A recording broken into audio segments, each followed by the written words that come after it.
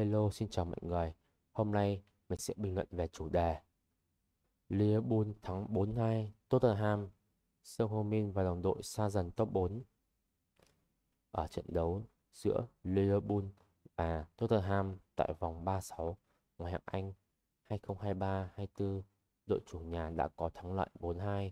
Với kết quả này, Liverpool vẫn đứng thứ 3 trên bảng xếp hạng, còn Tottenham đang bị Aston Villa bỏ xa tới 7 điểm.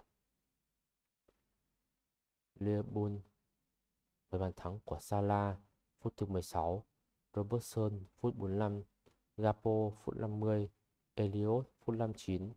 Tottenham với bàn thắng của Richarlison phút 73, Son Heung-min phút 77. Dù làm khách ở Anfield nhưng Tottenham nhập cuộc khá tự tin. Tuy nhiên, Liverpool đã không mất nhiều thời gian để kiểm soát thế trận và bắt đầu uy hiếp khung thành của gà trống. Vào phút thứ 8, Salah vẩy báo ngoài điệu nghệ, đưa bóng trúng sáng ngang.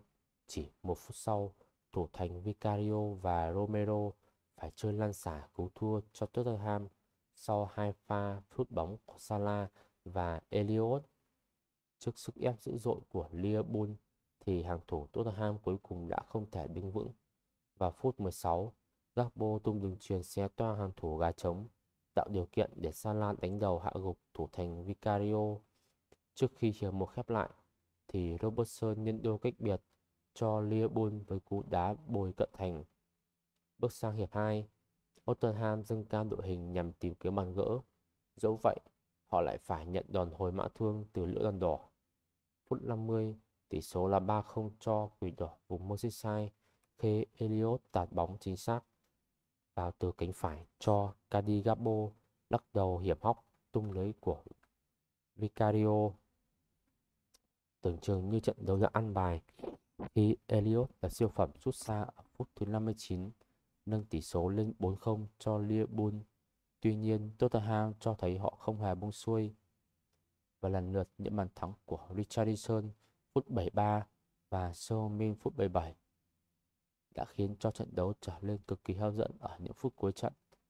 Dù vậy, đó là tất cả những gì mà Tottenham làm được ở trận này. Chiến thắng đậm đà trước Spurs đã giúp Liverpool vẫn đứng thứ 3 trên bảng xếp hạng ngoại hạng Anh khi có được 78 điểm sau 36 trận, kém đội đầu bảng là Arsenal 5 điểm.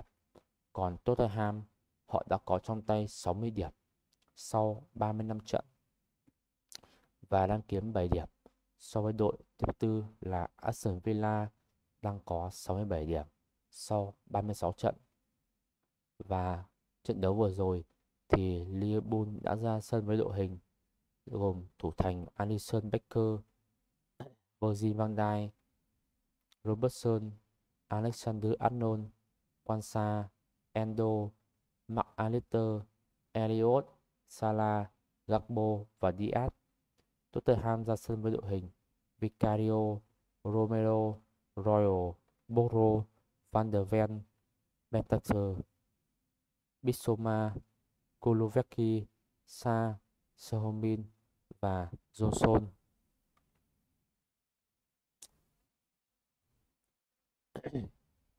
Và trong trận đấu thì tuy nhiên tuy thua 4-2 nhưng Tottenham lại có tỷ lệ kiểm soát bóng tốt hơn Liverpool với tỷ lệ 55%, còn Liverpool chỉ là 45%. Và đó chỉ là tỷ lệ kiểm soát bóng, và các chỉ số khác thì Liverpool đã vượt trội hoàn toàn so với Tottenham như số lần dứt điểm, cú sút trúng đích, dứt điểm ra ngoài hoặc các cú phạt góc